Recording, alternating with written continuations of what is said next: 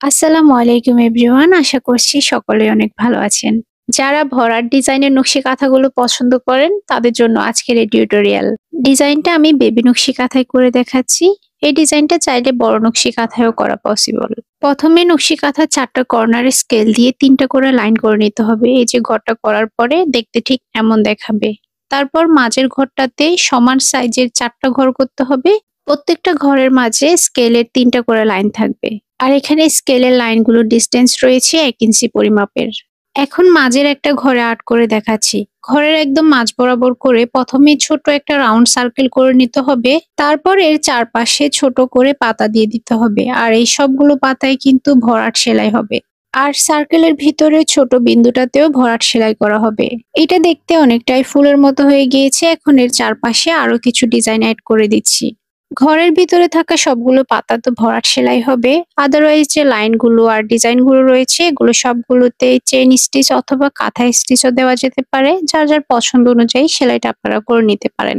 ভরাট সেলাইয়ে যে ডিজাইনগুলো অনেকেই মনে করেন এগুলো করতে খুবই কঠিন, কিন্তু দেখতেই পাচ্ছেন কত সহজে আমি ডিজাইনটা করছি। আপনারাও চেষ্টা করলে যেকোনো ডিজাইন এমন সুন্দরভাবে করে নিতে পারবেন। আমাদের পেজে ভরাট সেলাইয়ের আরো কয়েকটা ডিজাইন রয়েছে। যারা হাতে সেলাইয়ের প্রিমিয়াম নকশি কাঁথাগুলো চাচ্ছেন চাইলে আমাদের থেকে পারচেস করতে পারেন। সেক্ষেত্রে অবশ্যই সময় নিয়ে অর্ডার করতে হবে, যেহেতু আমাদের সবগুলো নকশি কাঁথায় আমরা হাতে সেলাই করিয়ে থাকি। সেজন্য সেলাই করা নকশি কাঁথা 40 থেকে 45 দিন হাতে সময় রেখে অর্ডার কনফার্ম করতে হবে। এছাড়া চাইলে শুধুমাত্র আর্ট করা নকশি কাঁথা আমাদের কাছ থেকে নিতে পারবেন।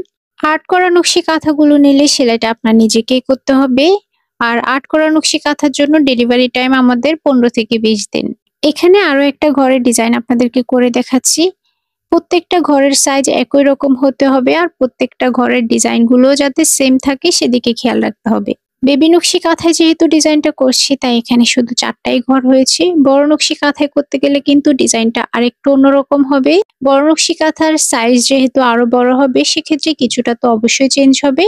আর ফুলের ডিজাইনগুলোও আরেকটু বড় সাইজের হবে। মাঝের ডিজাইনটা আর্ট করা কমপ্লিট হওয়ার পরে এখন একটা কর্নারে আর্ট করে দেখাচ্ছি। মাঝের ডিজাইনের সাথে মিল রেখে কর্নারের ডিজাইনটা করছি। কর্নারের ডিজাইনটা করাও খুব ইজি। প্রথমে মাঝের ডিজাইনের সাথে মিল রেখে ফুলটা আর্ট করতে হবে। তারপর এটা দুই পাশে লতার মতো ডিজাইনটা করে নিয়ে উপর দিকটাতে আবার ছোট সাইজের ফুল আর্ট করতে হবে। এরপর দুইটা সাইডে যে স্পেসটা রয়েছে এখানে দুই সাইডে দুইটা লতা দিয়ে দিতে হবে।